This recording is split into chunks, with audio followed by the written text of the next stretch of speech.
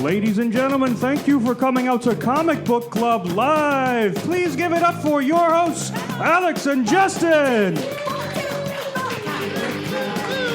What is up, everybody? Welcome to Comic Book Club. I'm Alex. I'm Justin. And that's our man of the booth, Man Prime. Boothman Prime, all the way in the back. And you might notice our third host, Pete, is not here today. Pete is not here. I'm occupying his portion of the stage. So that means I got to face this way. It feels weird because Pete is always looking in the wrong direction. Oh, sure. Just face the back of the stage. His energy is here. There's a ghost here. Ooh. Yeah, it's like sort of intense, but like not willing to take his belt off. You know what I'm talking about? I just think, I think we could talk between us. Pete should take our secret. Let's turn the mics off. Pete should take his belt off, right? Yeah, come on. We've talked about it. This is something that no one knows what we're talking about. Right, because this is a new show. And it's true. Yes. Well, we should mention Pete is off hunting his Thanksgiving dinner. That's what he does every year. He is never here before Thanksgiving. He is in the middle of the suburbs trying to hunt a meatball Subway sub. Yeah. The traditional Thanksgiving deal. Because that's how you get a garbage plate, is you explode a Subway sub, Subway meatball sub, and it becomes garbage. Yes, and that's how babies are made. Yes. It is sad to not have him here. I'd like to give thanks to Pete, as always. Every Thanksgiving, I offer a silent thank you to Pete. Right. Me too. And I'm sure he's doing the same thing. Don't bite on my thanks. Oh, no, me too. No? You do your own things. I'm also doing that. Maybe there's another host you'd like to thank. Yeah. You know what? I'll look around. We'll see what happens over the course of the show. I'm very excited about the guest that we have on the show. He is the creator of the new comic book and, let's just say, transmedia experience. I'm going to throw that out there right at the beginning of the show. Very futuristic. Takashi the Wanderer, ladies and gentlemen, Victor Rojas! Yeah! Come on out. Hello. Please come sit down. Oh, my goodness. T-shirts. Oh, look at this. Very cool. Is this the Transmedia Experience T-shirt? Yes. It's a comic book and also a T-shirt. Absolutely. Yeah. Wow, this is very nice. Wow, and this is awesome. A T-shirt that gives you instructions on it too. This is very good. Tells you. Wait, what are the instructions? It says don't dry clean. And I'm like, don't worry. Do not dry clean. I thought There's it was very little chance of me dry cleaning this T-shirt. I thought the instructions were like put overhead. You load his two armholes. Victor, so excited to have you here. You, as we mentioned, are the creator of Takashi the Wanderer, which is a new comic book that's coming out that you have created and built up yourself. But you didn't start in comics. No. You started in boxing. I do. I did, and I'm still a boxer. As did we. We all know the suit I thought you guys were MMA guys, though. Yeah, we're way MMA, extreme. You look at a jiu-jitsu guy, Muay Thai. Yeah, Muay Thai. I know what that is. So generous. Muay Thai. So how did you get into boxing? Well, first of all, I've been involved in martial arts and boxing since I was about 12. I started in Jeet Kune Do, which is Bruce Lee's martial art. And Jeet Kune Do is an eclectic fighting style. It's almost like a precursor to modern MMA. So there's boxing, kickboxing, Wing Chun Kung Fu. And I was naturally, I don't want to say gifted, I don't want to sound conceited, but I was good at the boxing part of it. You can sound conceited about this because we are way out of our depth. Yes. We're journalists, obviously, so we're always liars. We're always lightly I could see informed. those knuckles. Look at that. Yeah. You can't fool me. You really picked the right host to be a real bruiser. So these are my knuckles. Yes. Very tough. Look how big. Yeah.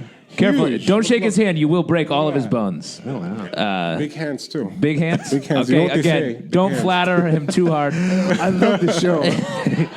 So I started in JKD for a couple of years, and then I made my way into a boxing gym, and, you know, I did that until college, and I had to kind of pick and choose at that point whether I want to continue or take art seriously.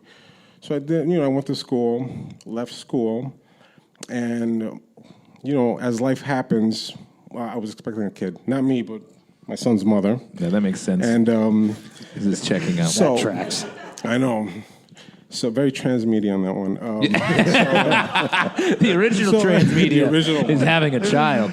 So what happened was I had to kind of trade off like my boxing prime to really raise my son. So I decided to take my knowledge and become a coach. I actually have one of my fighters here, Greg. Nice. Yeah. And Manny. Nice. Oh, snap, Manny. Wow, there's like 5 people raising their hands. I don't know. Is this a boxing match? It is a boxing match. I mean, this goes right Are there. we in trouble? Alex is going to fight one of your... one by one.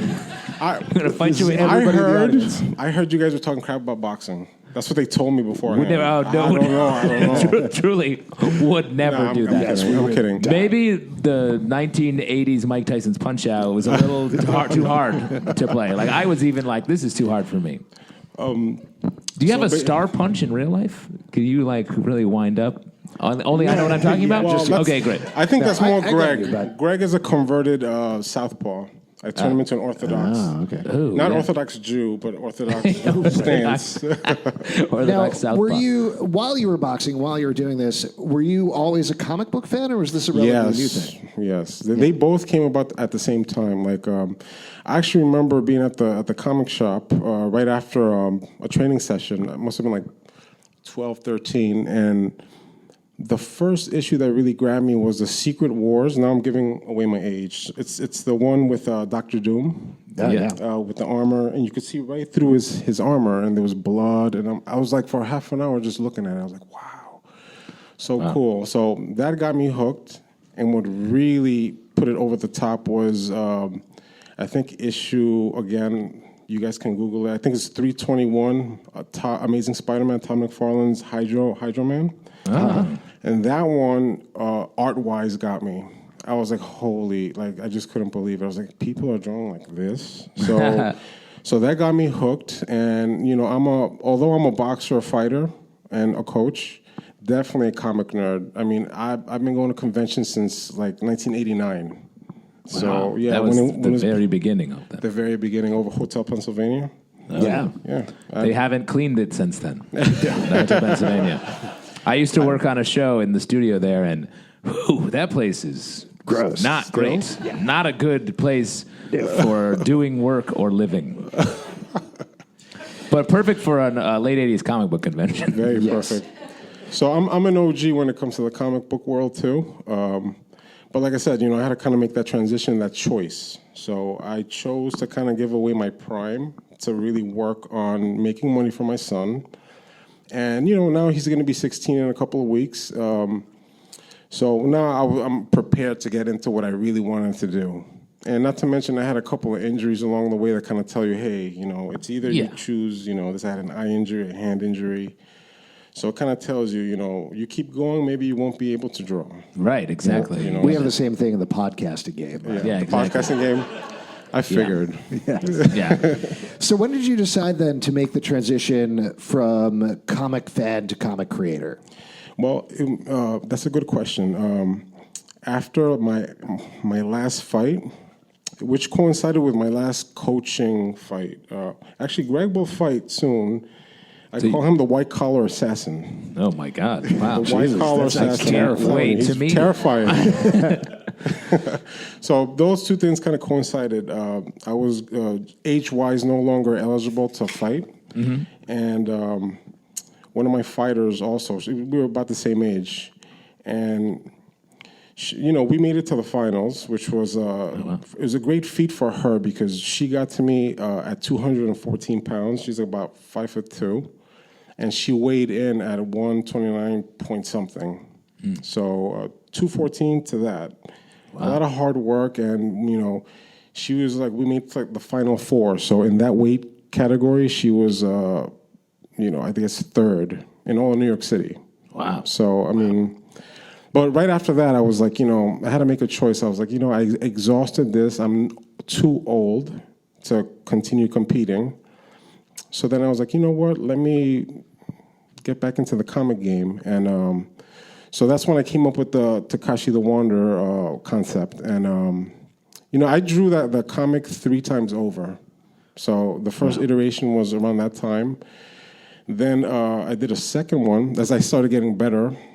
And that's when I started going to different professionals. Like I talked to Brian Stellafries, Sean Gordon Murphy, Sean Crystal, all these guys to kind of get advice. You know, my background as an artist is illustration, but I always wanted to do that. Yeah. You know, always. Like in school, what they try to do is kind of move you into this category. Yeah, when you say illustration, could you tell us exactly what that means? Illustration major, SVA. Yeah. And yeah, so what they do is, you know, I came in with that. Like my portfolio was pen and ink in high school. So, you know, they took it out of me, and I let them. And, you know, there was, you know, I did. And boxing was part of my life too. And, you know, being 19, 20, you know, you're thinking about other things, you know. I'm familiar with it. You know what I'm talking about. Yeah. Can't even remember when I was thinking about boxing. As a professional. Right now, As a professional. Only now. Yeah. I'm like, how old am I? Could I get back in the game? You didn't say my hands were big, and I do have knuckles, I'm You pretty do sure. have, you know what, I'm noticing you have girthy hands. Girthy. I'll tell you what, you know how to compliment a couple of podcasters here. I'll tell you what, these are mic gripping hands. The eyes of the expert here. Yes, no, I love it. I'm going to take that home and literally tell most everyone I know about this from here on out. So, Takashi, one of the things I think that's great about it, it seems to be bringing together a lot of your different interests. For those, it seems like you have a fair fan base here in the audience. Yeah, but for those who don't know, what is the concept of the book? So Takashi is about a boxer, obviously his hand wraps. And he was raised by monks and trained by monks. It takes place in post-apocalyptic New York.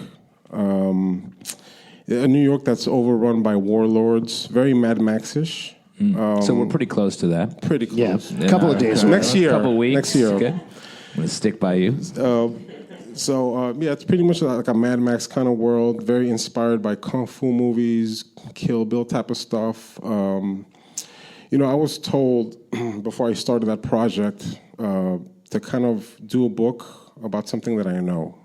I have another book that I want to work on after this, more complicated, requires more research, but this I know. So the art on the T-shirts you just gave us, it's amazing. It reminds me of like a Ninja Gaiden poster from back in the 90s. Yeah, I love Ninja Gaiden. Great, it's so nice.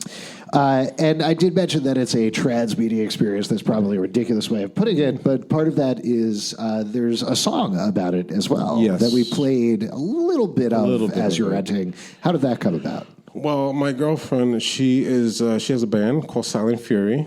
And so while I was working on the Indiegogo project, you know, I had a trailer. And then, you know, it's very kind of I Love Lucy, Ricky Ricardo, because, you know, she wants to be part of the show for everything. Yeah, this all sounds very I Love Lucy. She's more the star than me. Yeah. So she was like, well, can we do a song? And I'm like, all right, just, you know, do the song. If it's okay, I'll put it in. And it actually was really good. Yeah. Don't do that to me. So it actually was, they did a really good job. The band, you know, and they're getting better.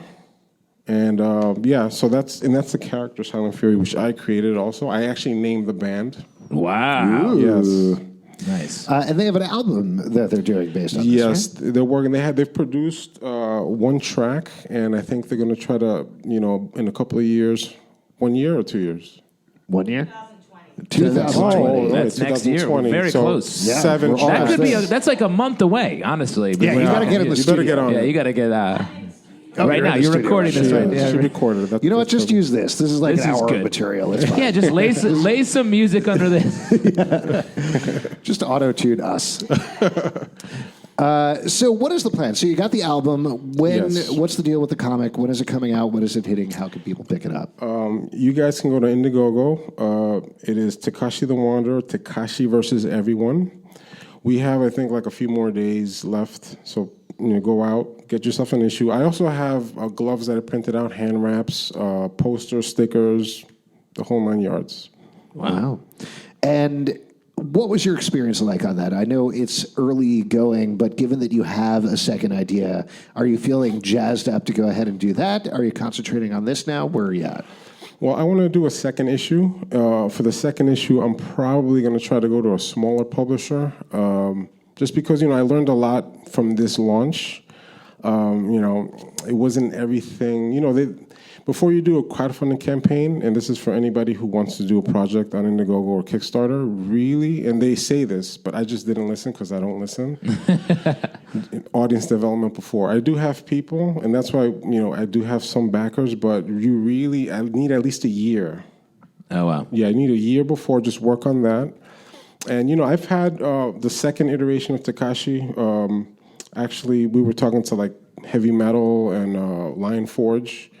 Heavy Metal we talked to for a whole year. Yeah, I mean, that feels like in line with the vibe over very there. much, yeah. I agree. And they had like this single issue, not the anthology thing that comes out every few months.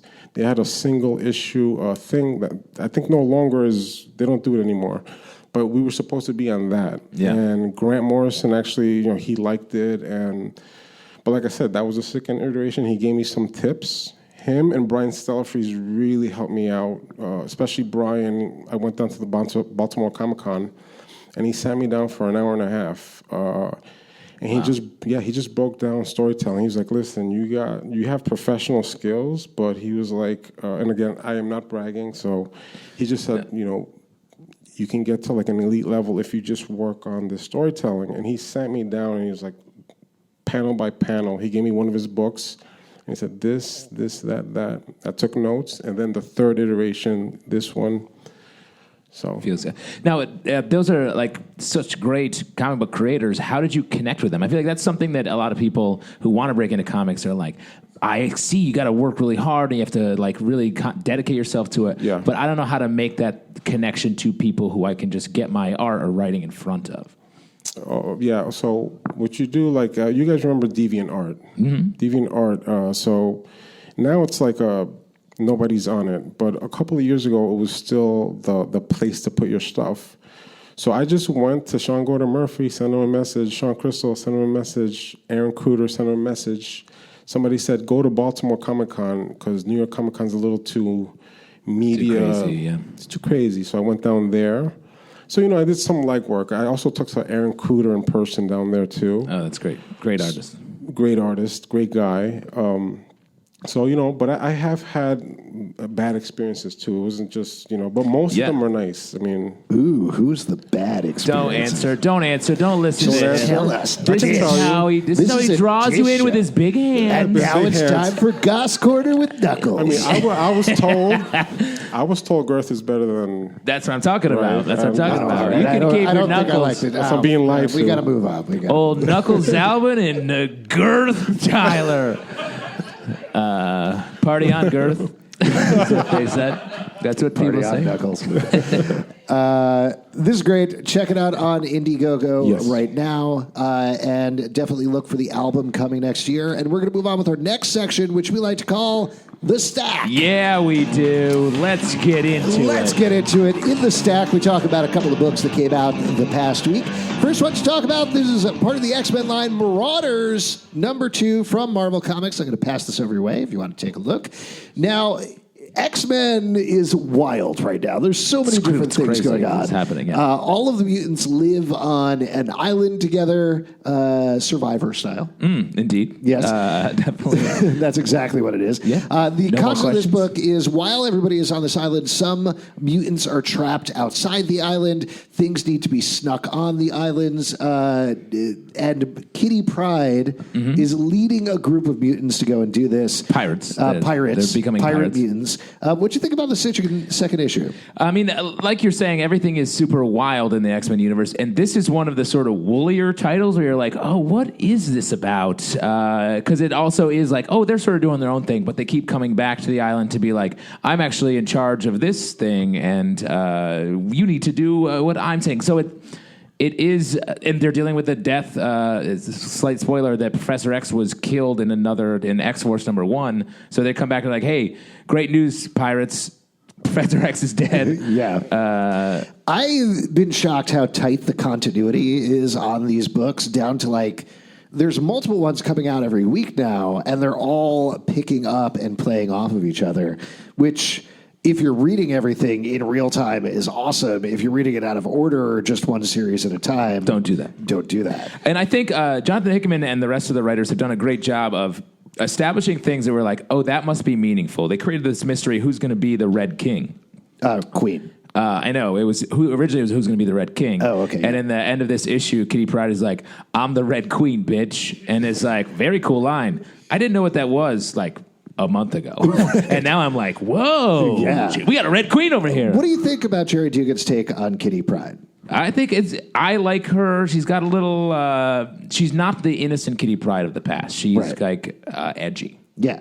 She drinks now. She's got like tape on her nose. Tape on her nose. Why do They're you put the tape on your nose? It's a boxing thing. Why would you? Yeah. Why would you put tape on your nose? Well, for cuts. But you wouldn't do it during a fight, though. Oh, Yeah. It would be post-fight. Post-fight. Yeah, post-fight. Okay. All right. Maybe it's just you're saving it for, like you're going to hang up a picture later. So that's where you put all your tape? Remind yourself. Yeah. This is nature's tape dispenser. Yeah, that's what they say. That's what they call Nature's it. memory box, the nose. Cool. Let's move on. Is there something else? Nope, I'm good. Yeah, you're good to I'm go. the Red Queen, bitch. Justice League number 36 from DC Comics. Now, did you want to talk about these as a bunch? Yeah, as a bunch of two. Also, Avengers number 26. I'll pass that over to you as well if you want to check out both Yeah, of them. don't pass it to me. I'll just shred them in my girthy hands. I don't want to mess them up without Pete being here. So manly. Very manly. Crunch, I know. That's Thank why we call you the Shredder. you. Yeah, The shredder. Girthy shredder. girthy shredder. That's what they say. In your face, regular shredder. So these two comics, the sort of flagship superhero teams of the Marvel and DC universe, I think it's interesting that they are in wildly different places and going in wildly different directions. It's something to talk about. The Avengers, this is flashing back to like a million years ago, dealing with sort of these Avengers, I guess you could say. Yeah, they're supposed to be the first Avengers from far, far back in time. So there's a Ghost Rider, but Ghost Rider rides a woolly mammoth. Very cool. That was the original motorcycle. Yes. Eventually, the woolly mammoths became smaller and smaller until they evolved. And they grew wheels. That's why all elephants have wheels. Little known fact. That never occurred to me. Yep, they're scared of mice. 'Cause they're- But to your point, this is a very small, relatively speaking, or focused story, focusing on the first Star brand and how they Yeah. developed, which is something that's going to affect things going down the line in Avengers. They're going to play it out more. But versus what's going on in Justice Well, and League. so I think to encapsulate that, Yeah. it feels like these very simple storylines. He just finished up a Ghost Rider race. Feels like sort of like, oh, we're just wandering through these fun little corners of the Avengers universe. Yeah. Meanwhile, over in Justice League. Yeah, just explain this real simply. Super, no problem. So, what happened is, I don't know if I can do this one. Lex Luthor met this woman named Perpetua who operates outside of the multiverse. She created the multiverse, and from the dark multiverse, she's been in prison, and she had three avatars Yeah. who were three sons. They were the Monitor, the Anti-Monitor, and a third one that I don't remember the name of. But Yeah, that's big fine. old elf guy. Big old elf guy. But they're all sort of big elves, and but they're smaller than Perpetua, who is very Right. tall and also thin and has weird hair. They get larger. They get Wow. larger as they go on. So Lex Luthor got super powered up by her. He's wearing Martian Manhunter for some reason as sort of a suit, and that's odd because is he alive or dead? I don't know. He's just a fun Yeah, suit we're in not there. sure. He has empowered all the villains of the DC universe to have extra powers, but we haven't really seen that play out except for randomly across the line in different ways. He's attacked the Justice League. There's the Nth Metal is out there from the dark multiverse, but it's affecting people in different ways. Hawkgirl has the power Oh, to did you destroy mention Starman yet? I didn't touch Starman. Starman, one of my favorite characters of all time. The different generations are coming together. There's the original Starman, the Jack Knight Starman we haven't seen yet. Where the fuck is he? There's a Starman from 1 million in the future, and he's here for some reason. We're not seeing Jack Knight. This is a little bit more editorial version of this. Oh, where I I'm speak sorry. quickly. Did you mention the son of Hawkgirl and Martian Manhunter? In an alternate universe, Hawkgirl and Martian Manhunter got together and they had a son. He came back with them, but Martian Manhunter and Hawkgirl don't have a son in this universe. So they're like, well, we have this weird son, but he's from a different universe. Do we have to raise him? I don't know. But the Martian Manhunter's like, I'm about to become a suit, so what am I doing with this kid? Wow. And that You're a is the shredder. first 10% of the That's story. not even the story. That's part of the story. Amazing. This comic is so wildly complicated, dealing with like a million different aspects of the DC universe coming together at the same time, and they're just. It's almost impenetrable in a way. Yeah. And I'm not saying that in a negative way because I actually really like both of these books, but it's just interesting to me that they're in two complete opposite Wildly places. different directions. Yeah. Because something that we've talked about on and off on this show is it always feels like these two titles should be leading the line, right? Yeah. Like they should be the front of the game. Avengers very much not doing that. No. Like, Avengers don't feel important to what's going on in the Marvel They are universe deep at in the all. background. It's almost like the fun fuck around book. Exactly. Justice League, I would say it's the front of the line, and it kind of is, but this is a point that you've been bringing up a lot on our Stack podcast in particular. So much is going on in DC right now. It's like they're running 3 events simultaneously. Yeah, there's but Deceased, there's the Year of the Villain, there's Infected. There's Infected, which is the Batman Who Laughs thing. Yeah. There's Tales from the Dark Multiverse, which is like dark takes, like Black Mirror episodes about DC heroes. But that said, this does feel like it's leading things in a certain way, even though there are so many things going on. And I think what they're doing here, Scott Snyder and Francis Manapool and the rest of the team, is they're creating something mythic and epic. It feels like very Jack Kirby level, we are setting the new myths for the DC Universe type storytelling. Yeah, and which do you prefer? Because I think the path, to simplify it, comic fans go back and forth being continuity obsessed, continuity heavy, or like fun storytelling in the comic book world. I think I respect Justice League right now, but I don't 100% enjoy reading it. And I enjoy reading Avengers, but I don't respect it at all. Wow. Cool. I think my problem is that Justice League is not at the top of my stack right now. It's not like, oh man, can't wait to read the next Justice League because it feels like homework. It's like vegetables. Yes. And Avengers is like a Tootsie Roll, where it's like, oh, that was nice, but now that's done. Wow. You need to eat better. Vegetables and Tootsie Rolls, man. Got to make a nice salad. I mean, I think these are two extremes, and I like switching back and forth between the two. I like a complicated, deeply intense, continuity-based story, and then something fun, like when the X-Men would play baseball in between different huge events. Lots of different comics, man. Wow. In the world. We could just end every section with, hey, a lot of different comics out there. Bam. Cool. Check those out. That's it for the staff. Yeah.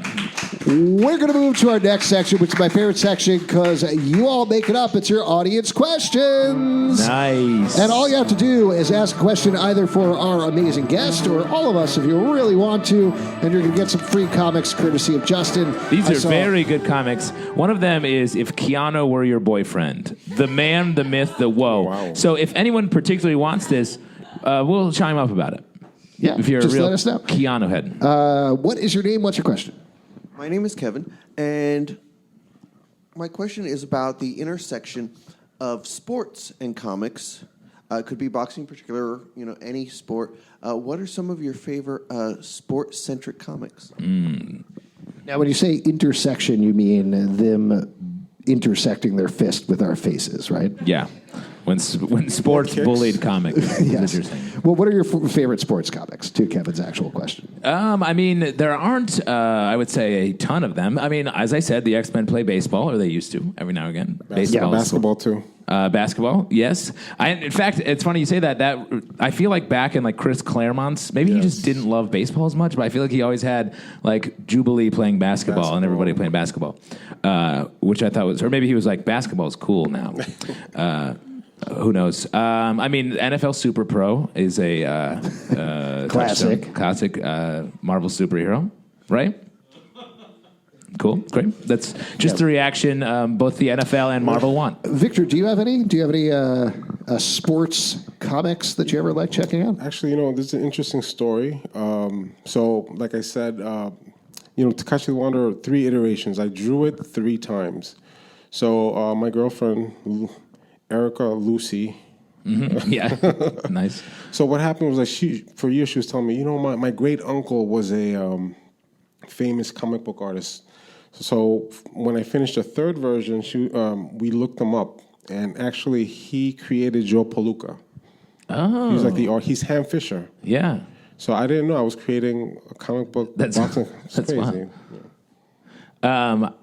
I think, on the boxing tip, I think battling Jack Murdoch, Matt Murdoch's father, I feel like, as far as like just a resonant sports moment in a comic book, and a comic book character that everyone like really follows, that was just such a great sort of Daredevil's origin. His father not wanting to throw the fight after he's trying to earn money for his son, and he doesn't throw the fight. He knocks the dude out, and then he's killed. And man, what just a great story.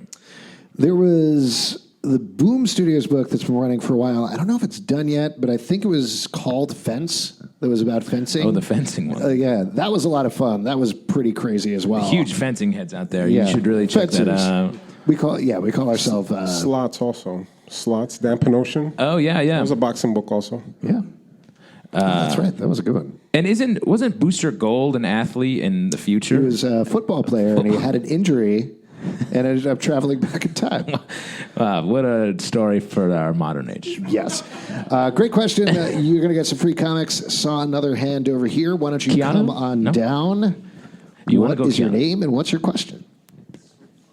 Hi, my name is Mike, and I have a question about your post-apocalyptic world, actually. I like the idea that you use Mad Max. I've seen Fury Road. Good movie.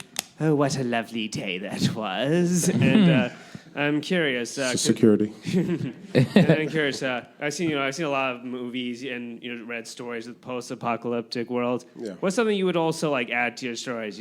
Maybe like kung fu versus zombies or vampires. That'd be a nice twist to that. Issue 2 and 3. I'm going to add a little bit. Oh, nice. There you go. Boxing to me is very similar to if you watch the old kung fu movies like Master Killer. The monks in this story are just like Shaolin monks. Instead of kung fu, they're teaching boxing. But I will introduce another style in issue 2 and 3. On the post-apocalyptic world tip, what specific about your post-apocalyptic world were you like, oh, this is, in a post-apocalyptic New York, this is what I think is going to happen, or this is what I want to happen? Well, that would have to be at the end of the arc. I can give you... I mean, don't spoil anything. Yeah. This would be a spoiler, but just think about, maybe it's not quite Earth. I'll just say, wow. Oh, shit. That's what I think every time I wake up in New York. This isn't quite Earth. Justin, do you have a favorite post-apocalyptic comic? Post-apocalyptic comic. I think DMZ I really like on the sort of post-apocalyptic New York where the city split up, there's a civil war, and New York City was the demilitarized zone. Love that book, and it's a book that I feel like was fairly popular when it came out, but then has sort of vanished. And I thought it was just a great exploration of the world storytelling.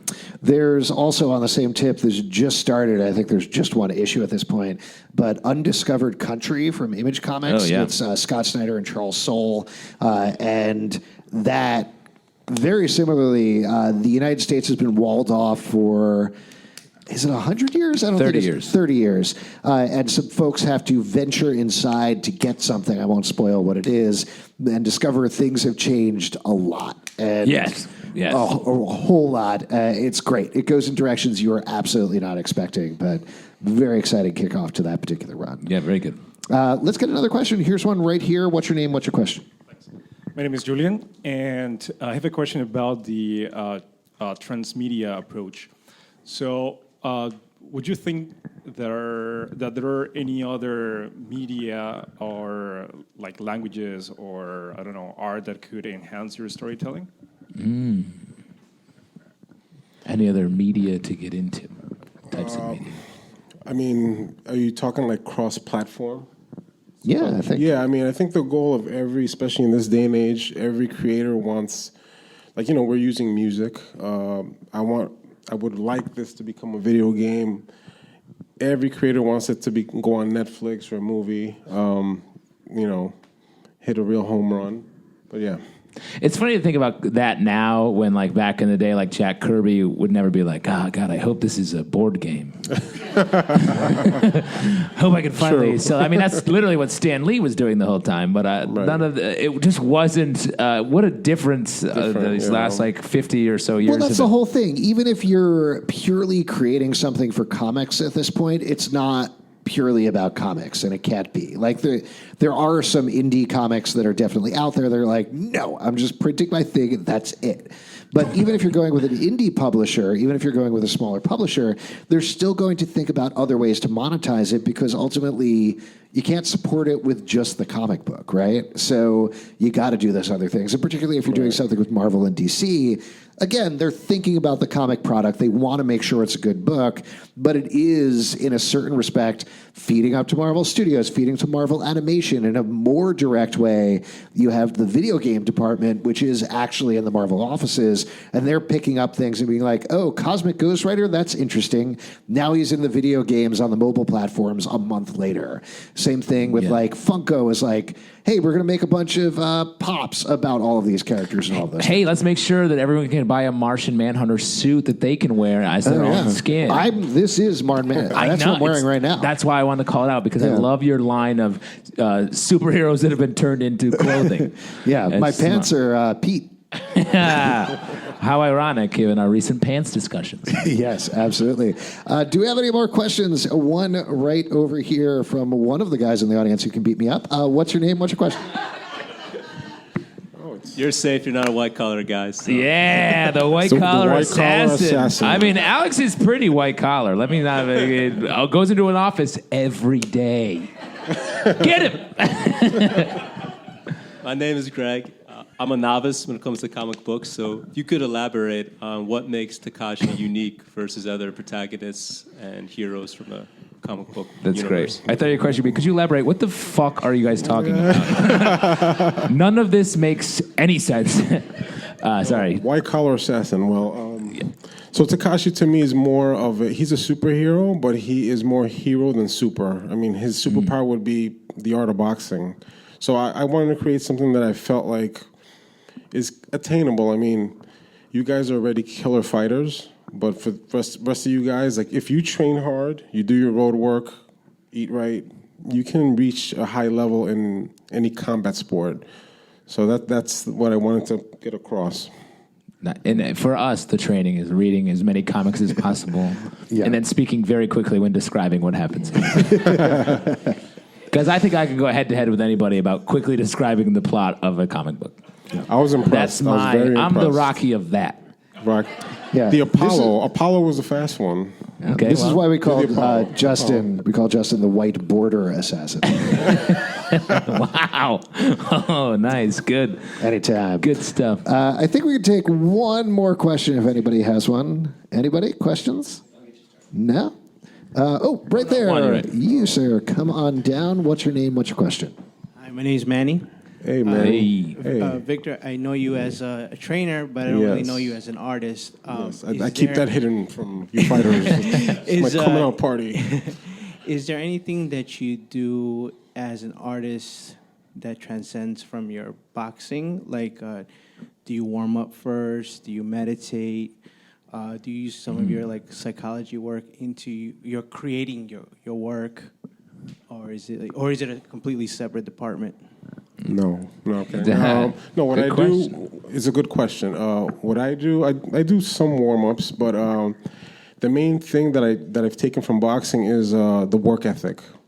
Like I really, like I said, I don't know how many people have redrawn a comic 3 times. That's what I was going to say. You did it 3 times. That's more than most. Yeah, and I did it, and every single time it got better. I wasn't shy about asking, like I said, all these professionals. Just like when I was coming up in the boxing gym, I've seen Tyson train, and you can go up to these pros in the gym and be like, hey, you know what? I like your body shots. How did you do that? What do you do for your jab? And they'll help you, Wow. So that's what I take. I take the work ethic from boxing, and I brought it to that. And the collaborative nature of I feel like you did the same thing with, you have all these comic book creators that you reached out to, and they're helping you with your artistic jab and Exactly. That's great. And I've never been shy to ask. Like I really just, because people have done that to me. They come up to me and they're like, Vic, how can I improve, my footwork? And I'll help, Yeah, that's great. All right, very cool. I think that's it for our audience questions. No trivia. All right. As we all know, tomorrow is... I should just say, usually in this section we do trivia. Yes. And in the same way that Broadway theaters, when a star is not available for a show, they just go dark. So That's not what happens. Okay. There's usually an understudy, That goes on. We don't have that. somebody who should have taken the place of the star, but didn't actually learn their lines. Oh, interesting. Yeah. So we have a bat. It's actually like a swing, but I just didn't swing into the role. Right. Well, there you go. I think we can all take a break from trivia, though, for one night, since we do like 9 absolutely. fucking quizzes in an episode. Yeah, that's true. Now, normally, just to be clear for anybody who's new, Pete, our third host, does trivia. He always has a sub-trivia quiz where he highlights a dead comedian. So any dead comedians you want to highlight? No. I mean, living comedians don't get enough highlights, so let's just focus on them for now. Let the laughs die. Great point. As we all know, tomorrow is New Comic Book Day. We recommend you go to Midtown Comics because they've been nice enough to sponsor the show. Oh, they are. Justin, what are you looking forward to? I'm looking forward to so many things tomorrow. Obviously, Do you want me to say something first, just not to take your place? No, I mean, speak whatever you'd like. I mean, tomorrow obviously is the day before Thanksgiving. So we give thanks to all the new comics coming out tomorrow. One of which that I'm looking forward to, in the way that I can look forward to anything in this day and age, is I'm looking forward to Criminal number 10. Oh, you got there eventually. Hey, and I just want to say for this last section of the show, thank you so much for being so prepared. Yo, get off my fucking back. You could do. Why don't you do some trivia? Sure, I'd be happy to just riff some trivia. I don't have any prizes, though. Okay, well, that's too bad. Yeah. They can finish your beer. Would anybody like to do some off-the-cuff trivia that I'm making up right now and then drink beer that's had a little bit of my backwash? Oh my God! Every hand shot up. Okay, That's all right. very weird. New hand up guy. I'm looking forward to Criminal. This is beer that was drunk by Knuckles himself, Yeah. okay? Exactly. Girthy ones. I'm looking forward to Criminal number 10 because these comics have. It's just it's unbelievable the amount of sort of storytelling techniques they've combined into telling these crime stories. Sean Phillips and Ed Brubaker, they are so good. Please check them out. I'm looking forward to The Last God. Number 2 is coming out from DC Black Label. This is a book by Philip Kennedy Johnson, who we had on the show last week, right? That's right. Time's weird, That's man. how time goes. So you can listen to the podcast with that. But this is a new fantasy epic that he's created. It's a rich, thought-out world. The art is absolutely gorgeous. There's tons of back matter where he's written out stories that take place in the world, songs, et cetera, et cetera. You might like it a lot if you haven't checked it out. I'll check it out, yeah. Very cool stuff. We're going to have a review of that in our Stack podcast that rolls out in the Comic Book Club feed as well as its own feed every Wednesday at 9 a.m., so check that out. What should people check out from you, Victor? Well, we have a couple more days left for our Indiegogo campaign, so check that out. Go to Indiegogo, Takashi the Wanderer, Takashi versus everyone. And I did want to ask you on the note of plugging stuff. You said you were into reading the Black Label stuff from Yes. DC, right? What have you been into lately? The Curse of the White Knight. Oh yeah. And I think what's the one with Freeze? Oh, right, the spin-off of Curse of the White Knight? the one that was drawn by Klaus Janson. Yeah. That's the last one that I read. Yeah. Good They're art. both That's a very great good. issue. Yeah. If you haven't checked them out, it's a riff on Batman stuff. It's, I don't know, it's not necessarily more realistic, but it takes it to a world where Batman's even a little angrier and the Joker Because you becomes- demand- And he's it. got a collar like this. Right, he has a big Yeah, collar. The collar. The big change is he has a collar. Joker in the first series ends up becoming sane, which Yeah, he- totally flips the dynamic in Gotham City. Yeah, he makes Batman the villain. He becomes the Commissioner Gordon of Gotham in the original thing. It's a fun unsettling of the whole thing, and it's drawn by Sean Murphy. Great art. So the art's Some of very the good. best. And it's amazing that it's become this little pocket universe with the Mr. Freeze spinoff and the second story that's happening at the same time. Yeah. Very cool stuff. Definitely also check out this online as well as Silent Fury and the album coming next year. A couple of things we want to plug before we go. This show is free to come see and free to listen to, but it does cost us a little bit of money to do. If you'd like to support it, patreon.com/comicbookclub. Also, we do a bunch of other podcasts you could check out. We have a Riverdale podcast called Riverdale After Dark that airs every week after the show on Wednesdays. What? Yeah, 100%. Okay, great. Thanks. I just wish you were a little more on your game. All right. Sorry that got so under your skin. It really got under my skin. Girthy. Whoa. Just girth. Just girth. Okay. All right, there we go. Also, we do a Watchmen podcast called Watch and Watch that goes up every week after that show on Sunday nights. We also do a bonus episode of the Watch and Watch feed that goes up on Thursdays, so check that out as well. What do you want to plug, Justin? Friend us on Facebook and follow us on Twitter at Comic Book Live. Check us out at comicbookclublive.com for this podcast and more. You can subscribe and comments on iTunes, Android, Stitcher, Spotify, or the app of your choice. Couple of people we want to thank before we go. We want to thank Victor for being on the show. Give it up. Check out the book. Boothbat Prime. But most of all, Party on, Knuckles. Party on, Girth. But most of all, we want to thank you guys. We're out Tuesday night at 8 p.m. Totally free. Please tell your friends. Good night. Good night, guys. Thank you.